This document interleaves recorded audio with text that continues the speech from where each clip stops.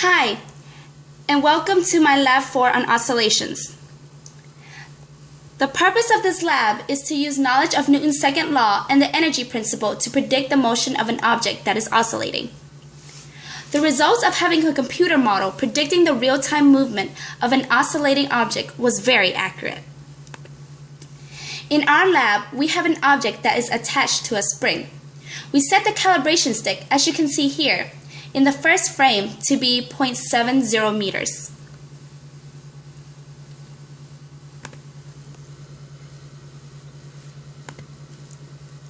We start recording data the moment where the object was released from rest, which was the fifth slide.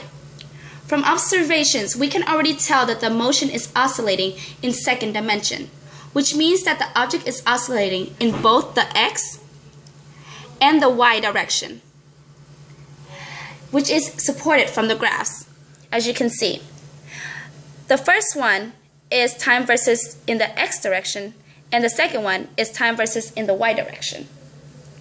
We take our experimental data here and store it into a CSV file for comparison with our computer model later on.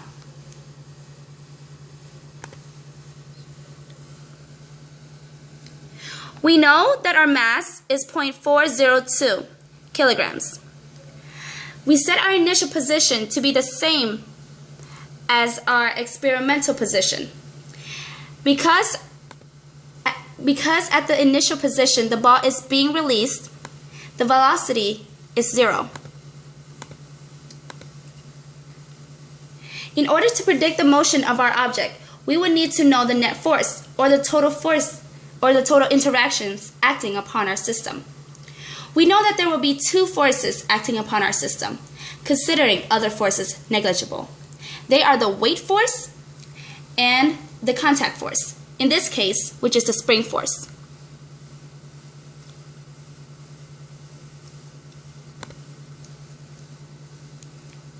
Therefore, we have our gravitational force constant of 9.8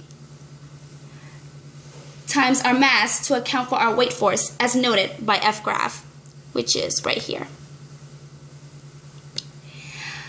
F graph only points in the negative y direction, which explains why it is only in the y position. We also need the force of our spring, but we need our relaxed length of the spring and the spring's stiffness. This was obtained from our video. However, the detailed solution will be displayed here.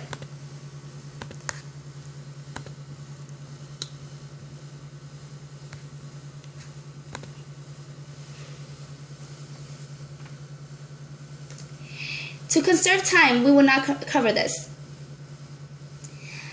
So that was how Newton's second law came into play. Now let's talk about the energy principle. We first chose our system to be our spring and our mass.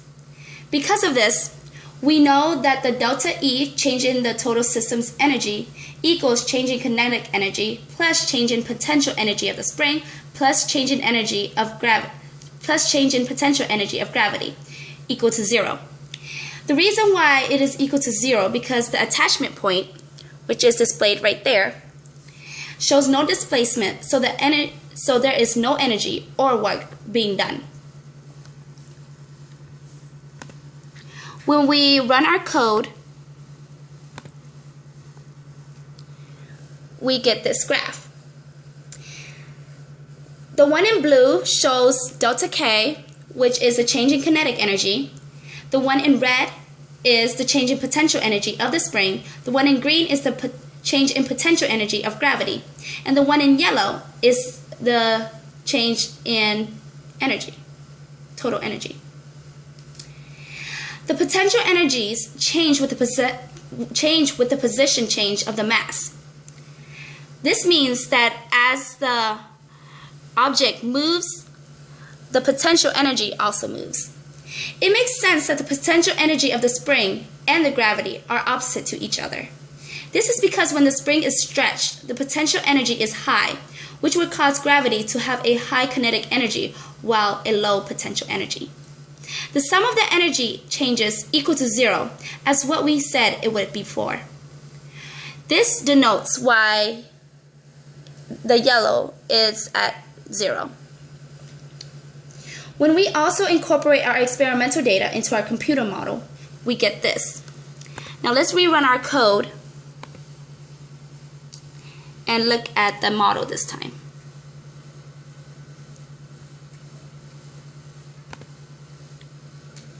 The two correlate very well with each other.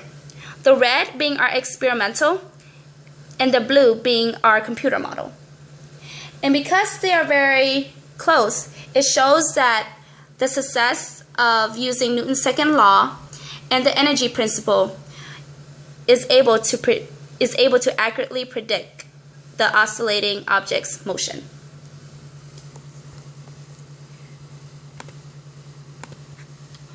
Now, what does it mean? For your model system, is the energy principle satisfied? Yes. As shown from the equation, it should all sum up to 0, which is proven by the graph. As you can see, because the yellow, which denotes the change in total energy, is at 0 throughout, which proves that our equation is correct. Using the data you obtain in Tracker, make 2 separate estimates of oscillation periods. First, by estimating the period of oscillation from the x position and from the y position. To come up with this, we have to first look at our tracker. And what I did was I chose a point right there, and I looked at the corresponding time, which was 8.167. And using that time, I divided by the number of oscillations, 1, 2, 3, 4, 5, which were found to be 5. So it's 8.072 divided by 5, which came up to be 1.61 seconds. And I did the same thing with the y position, and I came up with 1.65 seconds. And that is all for my Lab 4 of oscillations. Thank you so much.